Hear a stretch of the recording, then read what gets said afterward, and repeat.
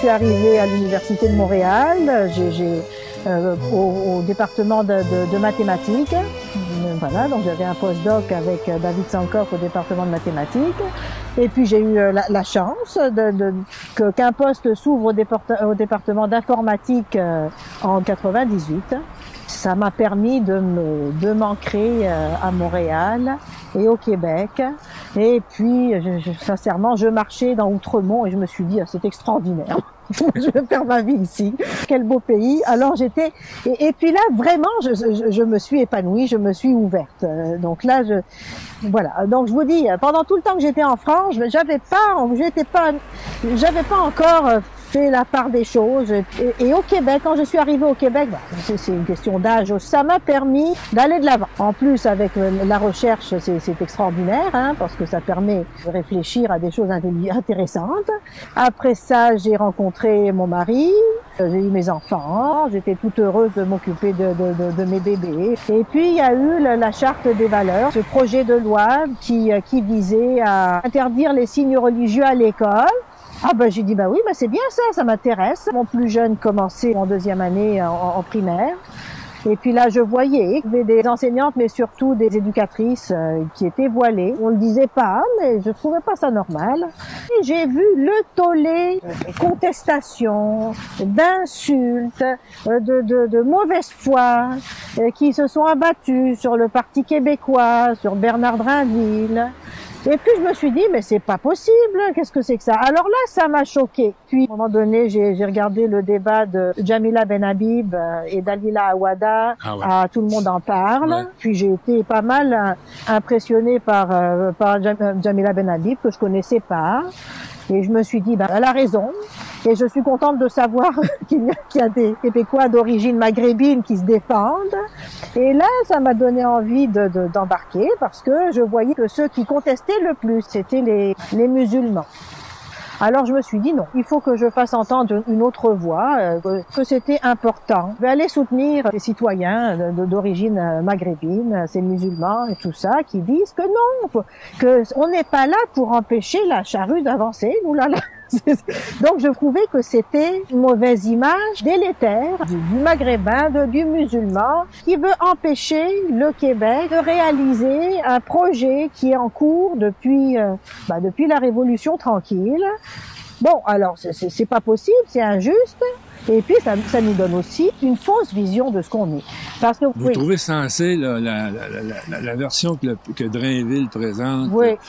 Pas de signe ostentatoire, rien de ça. Oui. Comment vous définissez la laïcité? Est-ce que c'est synonyme de neutralité religieuse?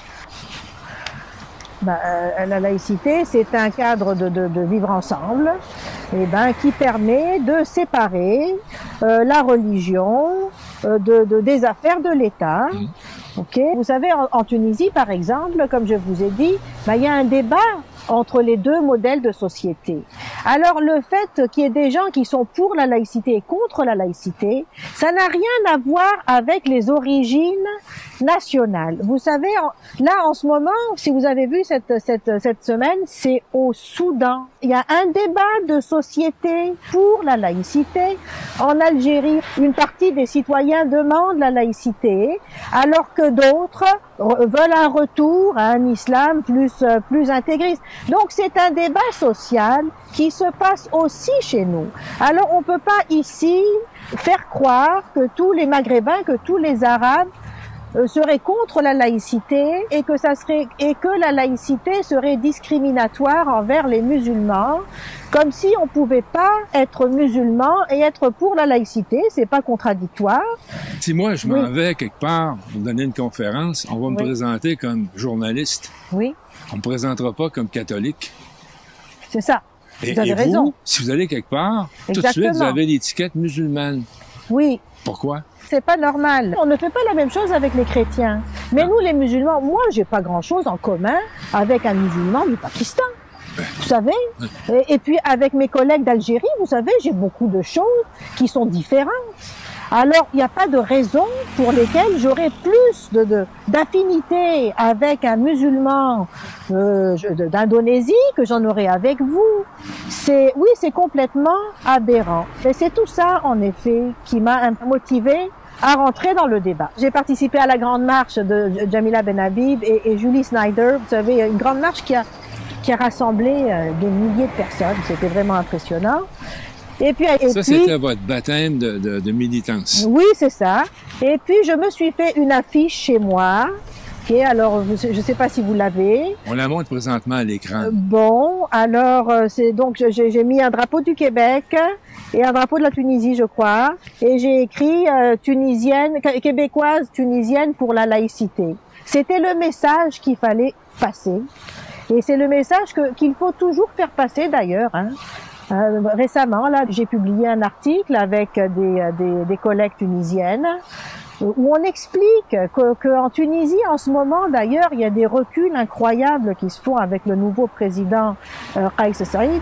Il y a des reculs, donc en août, il vient de décréter que désormais, pour les droits en matière d'héritage, eh bien que ça serait une lecture littérale du Coran qui serait considérée. Alors, et donc il vient de mettre fin à toutes les initiatives d'avoir l'égalité en héritage qui a été initiée juste avant lui. Alors, vous savez, on voit un grignotage religieux qui est en train de se passer. Il y en a beaucoup d'entre nous. On a choisi Québec, entre autres, parce que c'est une société laïque. Alors, il faut le dire parce que le message qu'on entend, c'est que on serait, par identité, par définition, par état intrinsèque de la personne, contre la laïcité. Alors, on n'est pas contre la laïcité, surtout à l'école. Je suis pour une école qui soit laïque, c'est-à-dire où on n'affiche pas où les profs, où les enseignants n'affichent pas de favoritisme religieux, et donc il n'y ait pas de prosélytisme actif ou passif, parce que l'école, eh bien, transmet un message qui doit être un message objectif, basé sur la science. On n'a pas à transmettre des idéologies, des croyances religieuses et de faire la promotion de pratiques religieuses à l'école. Voilà.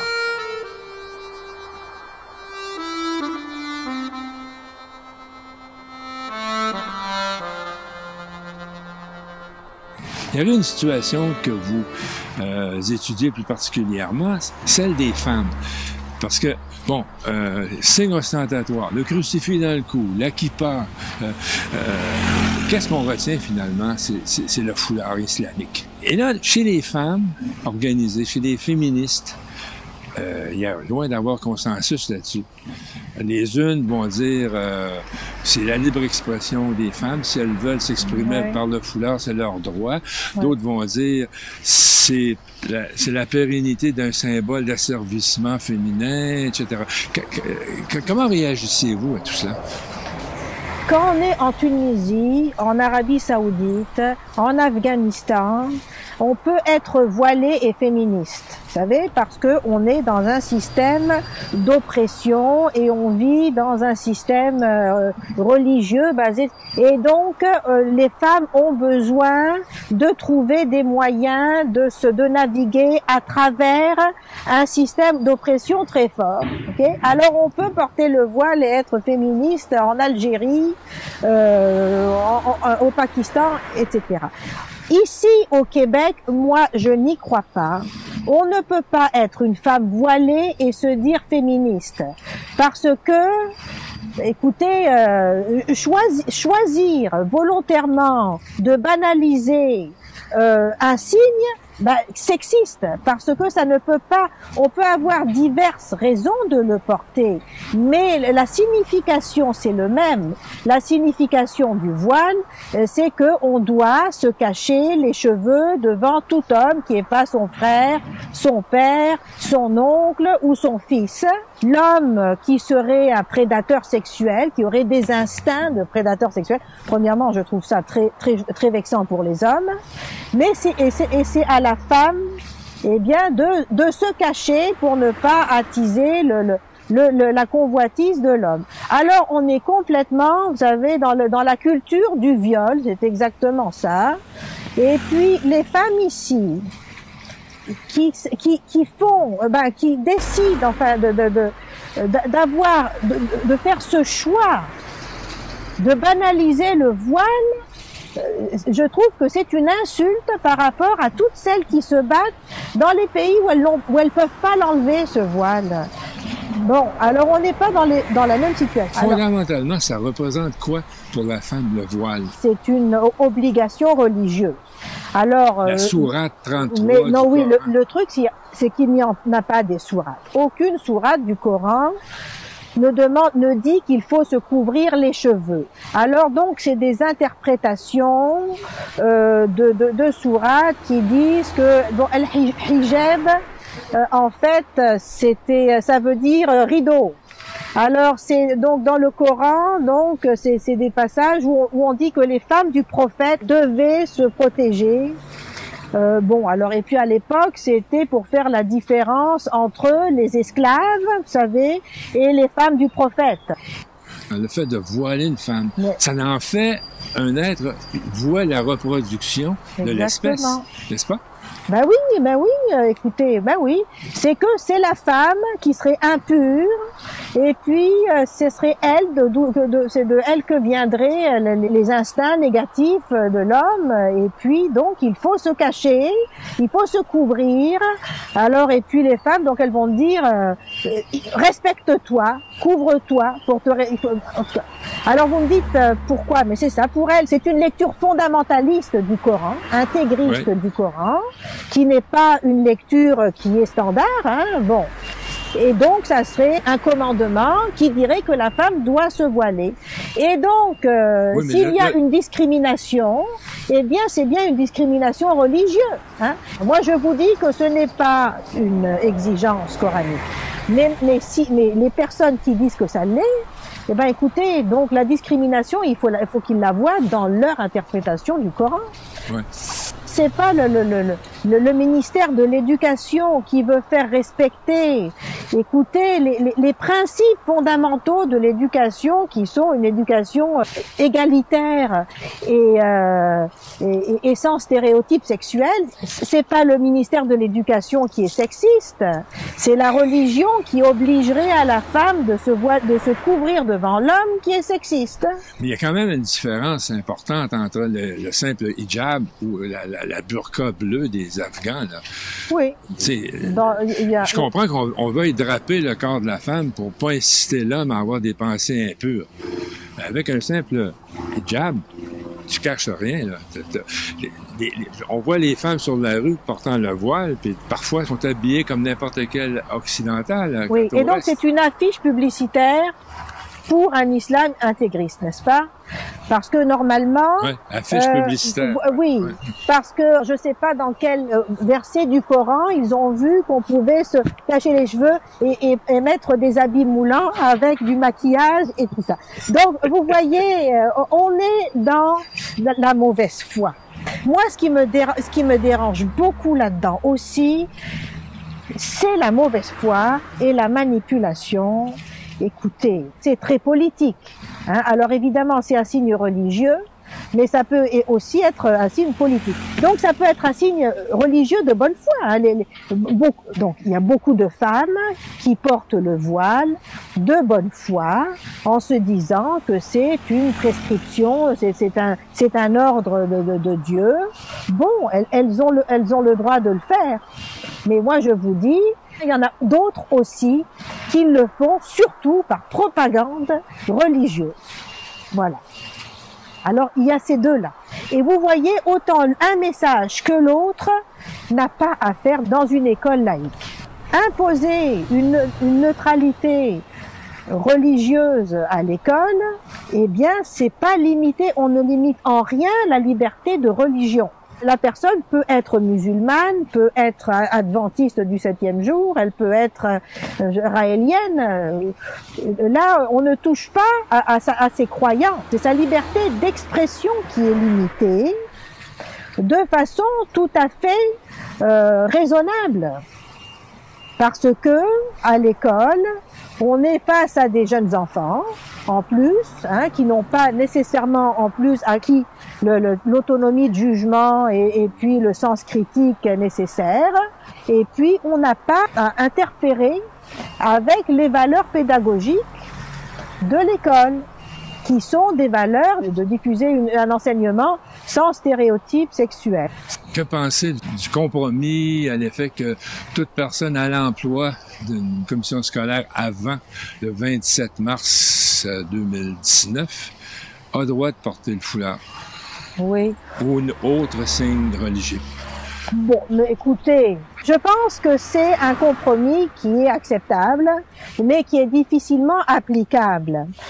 Bon, il est acceptable à partir du moment où le gouvernement arrive à trouver une façon pour respecter la liberté de conscience des enfants. La loi est très bien faite, sincèrement, elle est bien écrite et on explique bien que c'est pour les raisons, la loi 21. Et il y a mentionné le droit à des services publics laïques. Alors, vous êtes un citoyen et vous avez un enfant qui va à l'école du quartier. Et donc, dans sa classe, vous avez une enseignante qui bénéficie de la clause grand-père. Est-ce que ça veut dire que votre droit n'existe plus? Est-ce que le droit de cette professeure-là va venir primer sur le droit du parent à des services publics laïques? Moi, je ne pense pas. Je ne pense pas. Et la loi ne dit pas ça. L'école, c'est un service public essentiel pour les enfants. Vous savez? Alors, c'est les enfants qui doivent être la priorité là-dedans. Alors, on ne peut pas faire primer le droit de l'enseignant sur le droit des enfants. Alors, donc, cette clause grand-père, ça peut marcher s'il trouve des façons quand même de protéger la liberté de conscience et le droit à des services publics laïques aux citoyens. Alors, par exemple, il faudrait avoir le droit de changer de classe pour des raisons de non-neutralité. Enfin, un parent qui aurait un enfant avec une enseignante qui bénéficierait de cette clause grand-père, devrait pouvoir demander de changer son enfant de classe. Voilà. Alors moi, je me dis que ça peut marcher s'il trouve des façons aussi de respecter les parents et les enfants. On dit que l'adaptation après l'immigration peut prendre jusqu'à 3 générations. Les premiers qui arrivent vont continuer à parler italien ou polonais ou allemand ou quelle que soit leur langue d'origine. Leurs enfants vont parler les deux langues. Et les troisièmes auront oublié la langue d'origine. Culturellement, au niveau linguistique, au niveau habillement, au niveau fréquentation, au niveau fête, etc. Alors, on dit que 2 générations plus tard, il n'y aura plus personne qui va porter le voile. Vous y croyez vraiment? Alors qu'on fait la promotion du voile. Écoutez, on est dans un système multiculturaliste où on fait la promotion du voile. Alors, par exemple, aux Jeux Olympiques, on avait une campagne fédérale au moment des Jeux Olympiques de Pyongyang. Ils nous passaient des équipes de hockey féminin de femmes voilées. Okay? Alors pour la publicité, ils avaient aussi inventé une femme voilée qui faisait du patinage artistique. Écoutez, pour la journée de la femme, le gouvernement fédéral avait fait des affiches comme ça, donc une qui était pour l'égalité des sexes, et c'était une femme voilée qui symbolisait l'égalité des sexes. Je ne pense pas qu'en banalisant et en faisant la promotion du voile et en expliquant que c'est tellement anticolonialiste, que c'est une nouvelle forme de révolution culturelle incroyable, non, je ne crois pas du tout qu'on soit dans une volonté d'aller vers l'élimination du voile. Au contraire, ce qu'on ressent, c'est une volonté de caractériser les individus par le voile et moi, qui ne porte pas le voile, me faire passer pour une traître à ma race, n'est-ce pas? Une blanche en dedans, une de droite radicale. Alors, on est vraiment dans la promotion du voile. Le nombre de femmes voilées au Canada augmente. Il n'est pas en train de diminuer. Et vous allez entendre beaucoup de femmes qui vont vous dire qu'elles ont commencé à le porter ici, le voile, pas dans leur pays d'origine. Les femmes qui contestent la loi 21, c'est des jeunes femmes, vous savez, dont plusieurs sont nées ici. Et puis bon, alors en tout cas, il y a beaucoup. C'est pas les vieilles générations qui viennent avec leur voile, c'est les jeunes. Et donc c'est un mouvement d'affirmation de quelque chose, d'affirmation d'une certaine culture. Oui, une forme de contestation contre le système.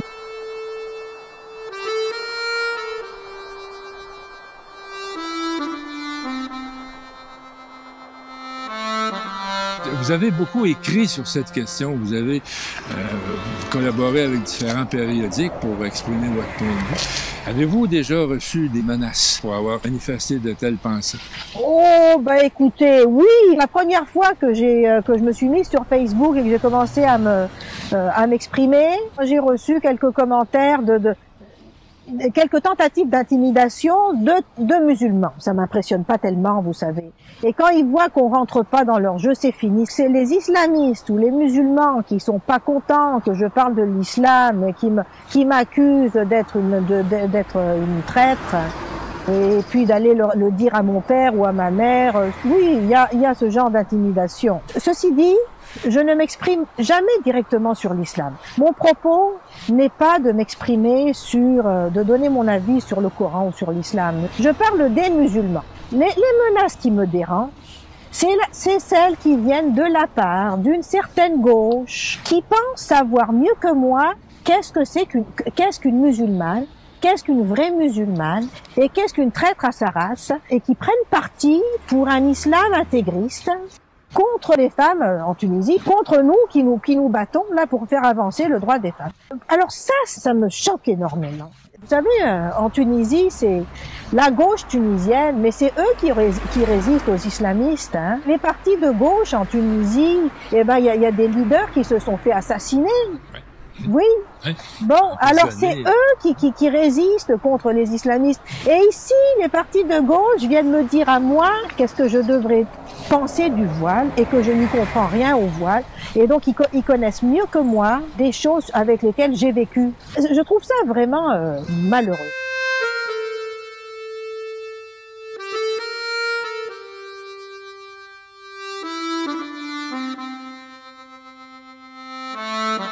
Préconiser des valeurs importantes, des valeurs sociales importantes.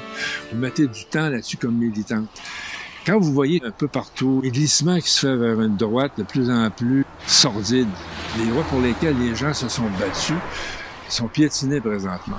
Et la société locale s'accommode de ça, continue à consommer. Regardez aux États-Unis, le trumpisme, il est dur, il est pris là, collé, puis les gens ont de la misère à s'en débarrasser.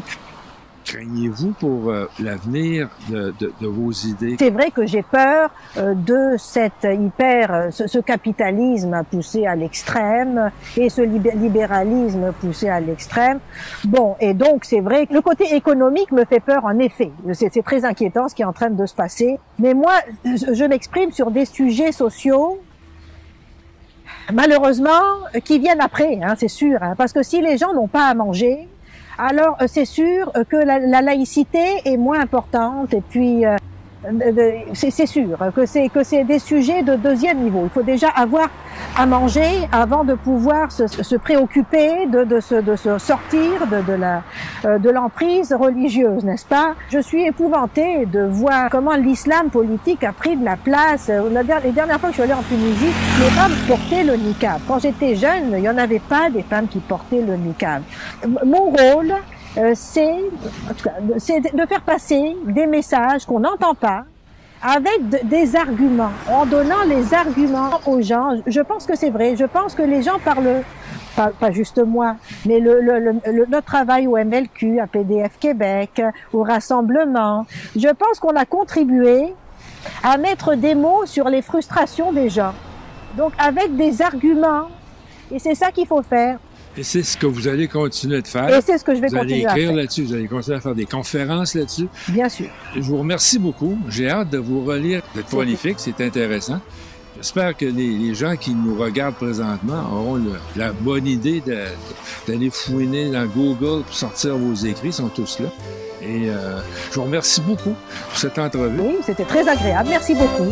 Dans un beau décor.